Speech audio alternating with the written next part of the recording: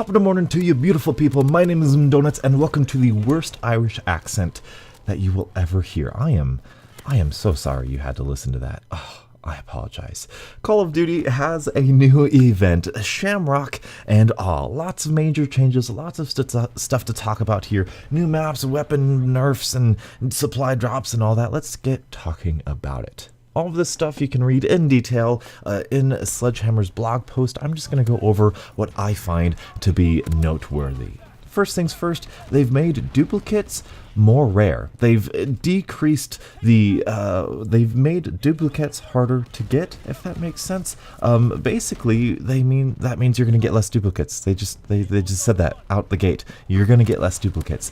Also, well, that's great as it is. Also, I've heard that when you do get duplicates, they are going to be a little bit more worth it, which is going to be absolutely amazing. Now, I did open up some supply drops since this event. I did get some duplicates. I got about 190 or 90 credits for a rare duplicate. Now, I don't exactly remember what they were. I think they were 30 before, so if they went from like 30 to 50 to 90 to 100, that is a brilliant change and absolutely worth it. That is fantastic, and I'm super happy about that. The next thing they did, they said, hey, we're not going to put any more pistol grips in this loot system, which I understand. You know, I was not against pistol grips. I actually think they're quite fun and cool, but they've added in other things like charms and weapon camos and reticles and more taunts and gestures and that sort of stuff. So we're still going to have a large loot pool, and those pistol grips aren't going to be going away. We're still going to be getting them, but they've said no more of those. Also, they said no more of the gold banner calling cards. Those kind of controversial loot systems that were diluting the loot pool are now gone. Now the stuff diluting the loot pool are actual stuff and things people in the community have actually wanted and asked for. If you know me, if you've seen my videos, I actually like pistol grips, and I don't really mind the loot pool system as it was. I thought the gold the gold bar calling cards was like 100% the community's fault because we were crying about duplicates and duplicates and duplicates, but this solves the issue from both ways. This is kind of what I said. You know, I kind of said, hey, maybe just kind of decrease the chance we get duplicates. Maybe make the ratios balance out more. That's what I feel like they're doing here. And it's awesome. And they're giving us weapon camos and reticles and more stuff that's actually impactful on at least a bigger part of the gameplay than just pistols, which people tend to like and really enjoy. And that's just awesome. Like, this is awesome. The World War II supply drop system was already, in my opinion, the best supply drop system in Call of Duty that we've had so far. They've made it even better, and it's awesome. We do need to talk about weapons, though. We need to talk about DLC weapons. There was new DLC weapons. I haven't got any. I'm saving up the armory credits for it. I know I have enough. I'm a saver. I want to save, and maybe I'll get it out of a supply drop. You know, that's in my head. But there was kind of a really bad thing at the end of the Resistance event, and kind of sort of as there is now.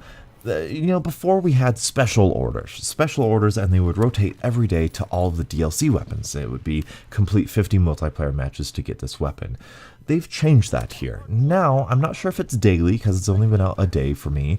Now, there is a special contract in the Quartermaster that lets you get the Sten for 15 submachine gun headshots, which is awesome because, one, it's player dependent. It's on your skill level. It's timed. So it's like, it's a challenge. You have to perform a certain way in order to get the weapon, and that's awesome. And I really hope they rotate these weapons and add in these weapons to weeklies like they already have with that special Thompson variant and the Quartermaster contracts, because I'm missing a couple of those pistols that there was no contracts for them, there was no special orders for them. They were just, you had to get lucky out of the Resistance supply drops, and I had very, very bad luck with the Resistance supply drops, as I feel everybody did. And I want to spend, you know, 50,000 armory credits on these pistols, and I feel like I was cheated out of them. It's like the price was set so high that while technically you didn't have to pay for it, it was at a higher cost than I feel those pistols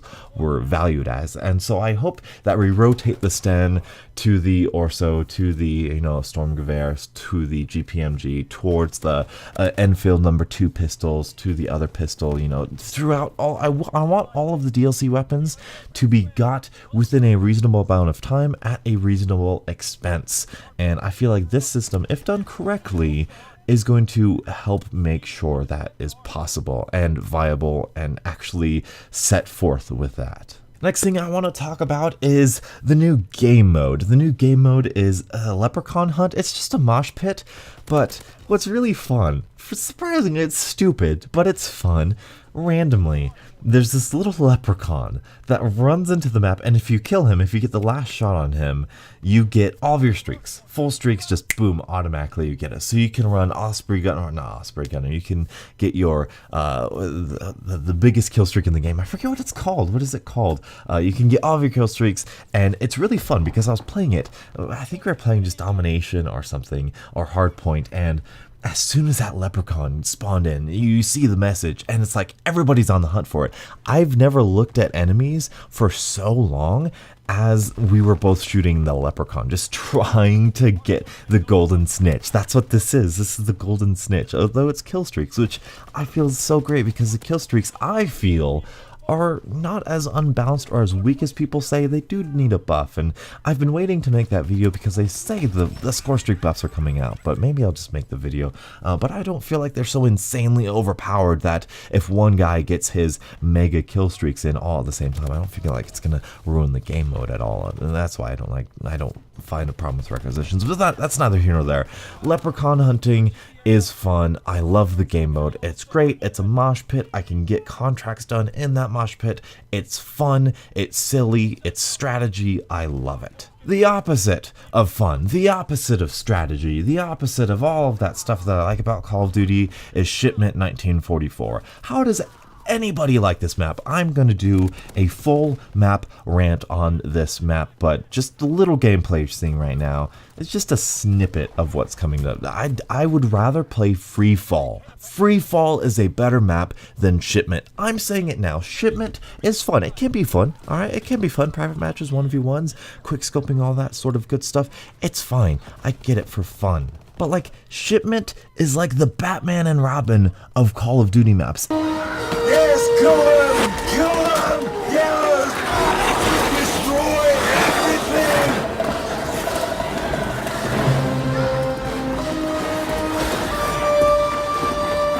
everything! It is so tremendously bad and unstrategic and awful that it turns into fun. It turns into silly, just crazy, don't care anymore, have some fun. There is fun to be had there, but in a 6v6 mode, like I just don't know. Like I said, full rant incoming, and it's going to be about the Call of Duty Ghost remake of Shipment, because yes, I do like that, but no, that doesn't make me a hypocrite. I'd rather play Free Fall. I'd rather play Free Fall. I can feel the dislikes coming.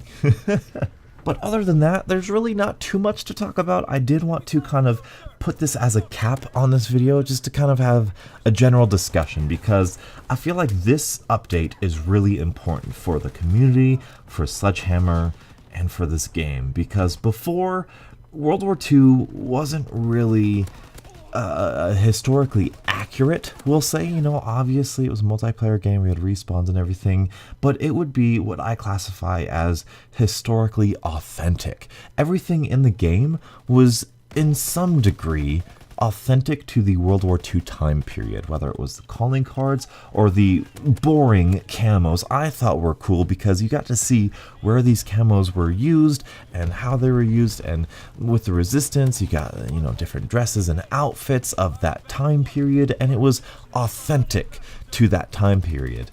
However, with this update, with Shamrock and Awe, we've jumped that shark. Now, I'm not going to say that necessarily in a negative tone, because there's nothing in here that I find very disrespectful, I'll say. There's nothing that I find like dabbing or something ridiculous, but it's definitely more so on the edge of silly, more so on the edge of a video gamey kind of Infinite Warfare, Black Ops 3, even Advanced Warfare style of cosmetic items? And that's a question that I feel deserves to be asked and needs to be raised in this community, because when World War II was coming out, there were posts. There were posts and posts. Don't put in pink camos. Don't put in dabbing. We don't want this.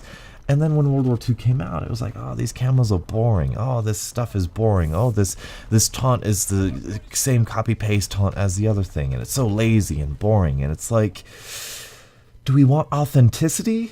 Or do we want fun and exciting? Do we want fun and exciting and World War II authentic? Are those things able to coexist? I feel like this, from what I've seen, there's some silly things in here, but like I said, nothing too disrespectful, nothing too weird. The thing that brought this up was that I saw one of the new weapons, I think it's the top of the morning tier that I saw, that was just the bright green camo, and I was like, ooh, that's interesting. That's interesting.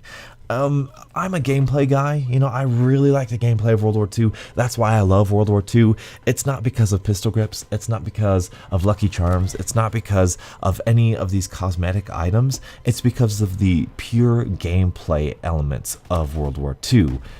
But putting this stuff in, does that compromise the integrity of the game for some people? I don't know.